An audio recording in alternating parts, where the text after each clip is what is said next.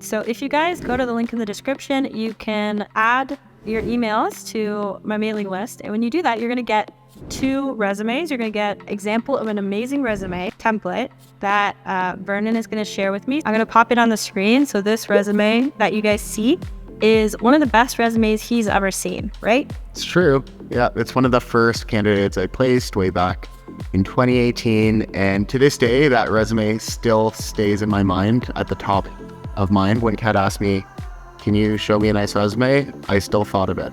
Yeah. So if you put in your email, you can get it as a template. And I'll also share my own resume template so that you guys can download that if you want. So thanks for sharing that with everybody. It sure will be super helpful to a lot of you who might be making your first resume or your first CV, or you just want to update your CV. That's something that hopefully will help a lot of you. Hi everybody, what's up? Welcome back to my YouTube channel. If you're new here, my name's Kat. I've received a request to share about what makes a good Emirates CV. And so that's what we're talking about today. Full disclosure, I'm obviously not an Emirates recruiter, but as someone who got the job, I'm going to be sharing my resume with you today so that you can actually see what I applied with. And hopefully that helps you. And I've also brought on my friend, Vernon. Hey everyone. Who is a really friendly, really great guy who works as a recruiter for Bilingual Source. So Bilingual Source is an amazing, one of the best recruiting companies here in Canada. It helps people find jobs in both French and English for people who are bilingual, and he places people in great jobs all day, every day, right? That's right, and thank you for the very warm welcome. Of course, he looks through resumes all day, every day. So he's going to give us his expertise on what makes a good resume, common resume mistakes, and just other guidelines that hopefully help you tailor your resume and your CV so that you can get the job. So without further ado, let's get into it.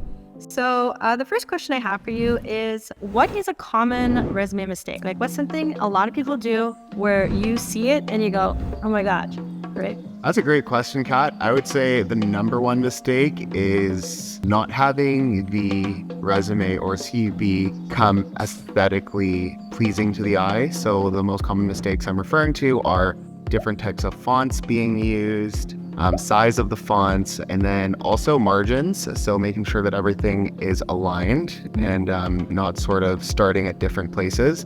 Another common mistake you might see is someone not being uniform with the way that they write their dates. Perhaps they use 3-letter month abbreviations, and then later in the resume, you might see the actual full month.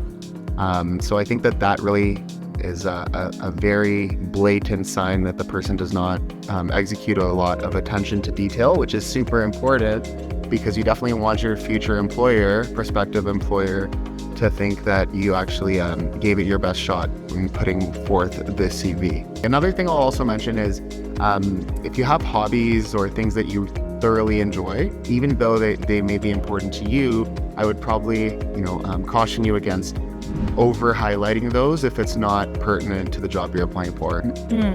Yeah, or maybe like what I do in my CV is like I'll put all the hobbies and stuff kind of at the end. So, and I don't go on about them too much because it is, for example, if you guys are applying to Emirates, it would be good to say that you love to travel, or that you study different languages, or that you have a passion for, socializing and meeting new people. These are all qualities that would help you in this job, but maybe you don't want to start with that. Maybe you want to show that, your experience first, right? Absolutely. I definitely agree with the traveling bit. If that's a passion of yours, it should definitely be on the resume somewhere. But if ping pong is one of your favorite pastimes, probably shouldn't be anywhere on the top page of the resume. Right. Maybe don't lead with ping pong. Okay, so question 2, what is the first thing that when you look at a resume, let's say the formatting is great, like it's aesthetic, it looks nice, what's the first thing you'd look for? Very good question. I think it really depends on the type of role you're applying to.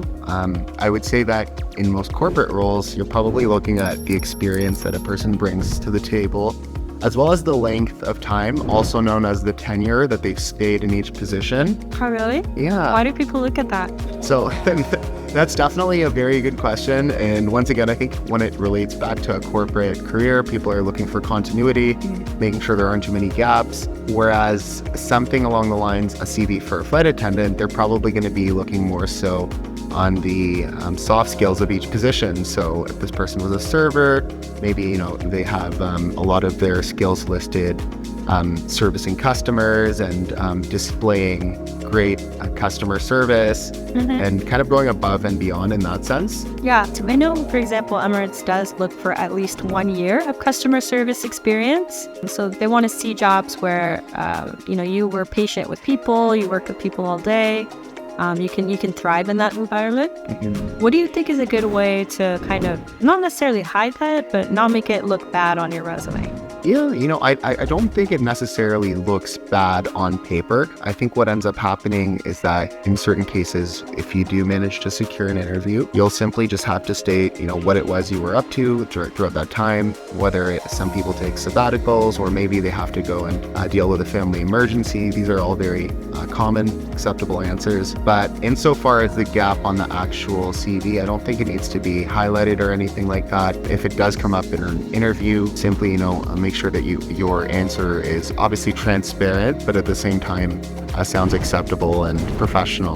Like when I worked for office jobs, there was a gap where I was a flight attendant for a while. And also I had a family emergency, like my dad passed away, which kind of led to me being a flight attendant, which is a whole other story. But basically when I talk about it in interviews, or when I did talk about it and I applied for office roles, I would mention that my father passed away, but obviously you don't want to make the whole interview about how your dad died.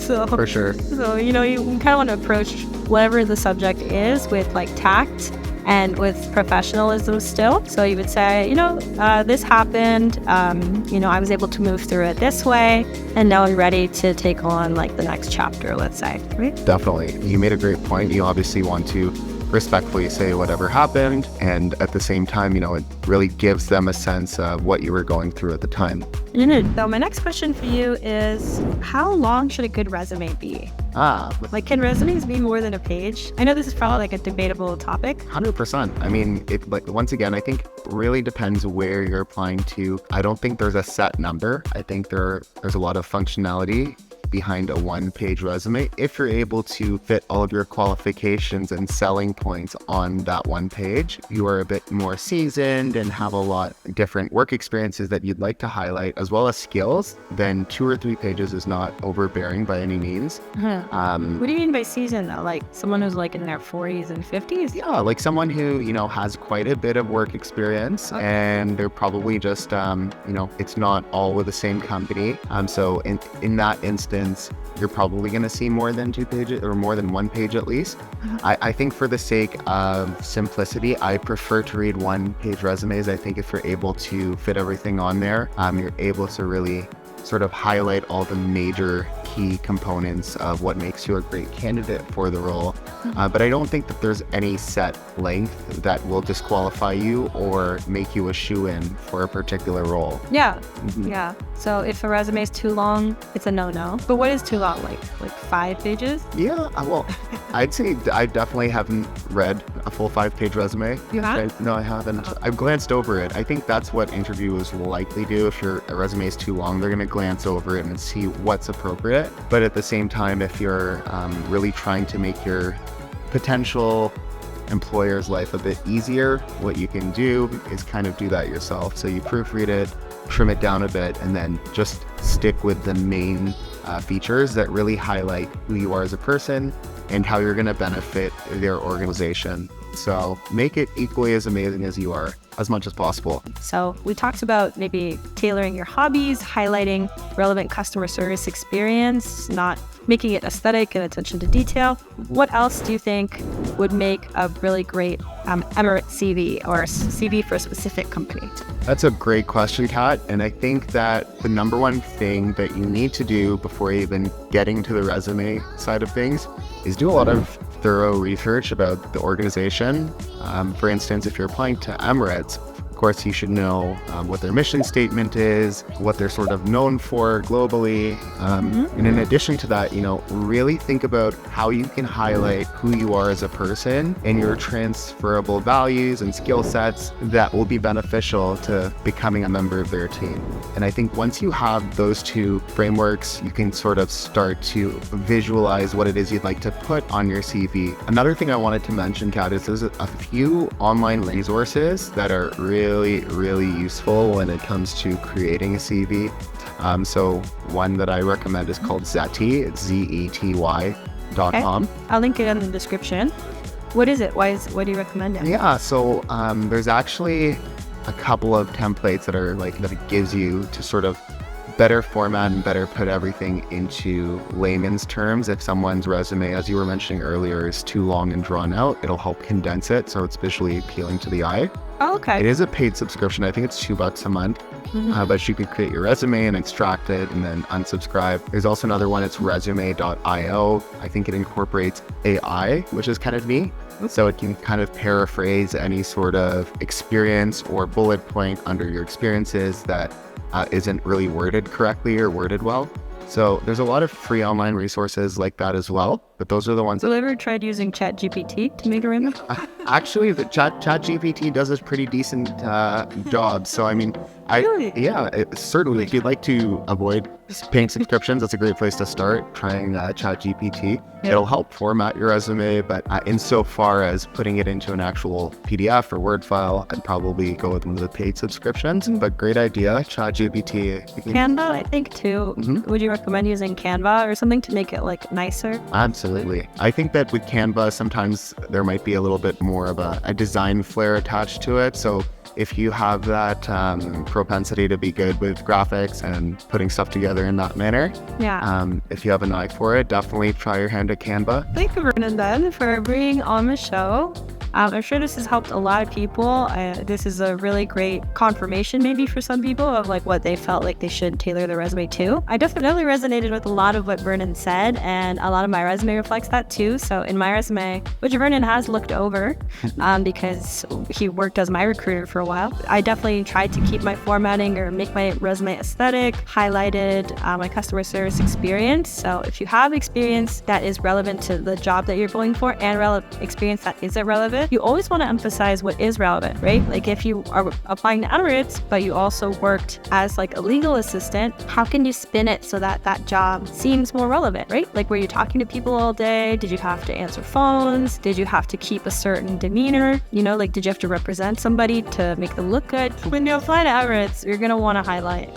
And that's kind of what I did. You were saying about how, what is the vibe of Emirates? And so after doing all that research, trying to kind of show them how you fit into that image, when I made my Emirates CV / my CV in general, mine has all my top skills at the top that I think an employer would want. And one of the first things I say in mine is that I speak many languages. Because Emirates flies all over the world, obviously they would want somebody who can get along with different cultures, speaks various languages so they can speak to passengers and so on. So someone cosmopolitan, which if you look on the Emirates website, one of their values is being cosmopolitan. So it's little things like that where you want to look at the company and see what kind of things they're looking for and think and ask yourself, what do I have that fits into that and how can I highlight that so that you kind of go into the interview process and go into your application already feeling of course they would want me, I'm a perfect fit. Whatever resume you make should have that impression. You should finish it and think, of course you would want to hire me. Why wouldn't you, right? 100%. I mean, I think confidence goes a long way, and you could certainly highlight that you're confident in certain skills or experiences on your resume. So I hope that helped you guys. You are feeling better prepared for applying to this job. I hope this helps all of you who requested it. And if you want to follow Vernon on his YouTube channel, he has a channel that he's just starting on recruiting and on office and corporate kind of life or a lifestyle, right? Yeah, absolutely. So it's going to be mainly centered and focused on recruitment, even a little bit of sales and persuasion as well. Yeah, he's great at sales. Yeah, I do my best. So awesome. Thanks for being on the show. Absolutely. Thanks for having me.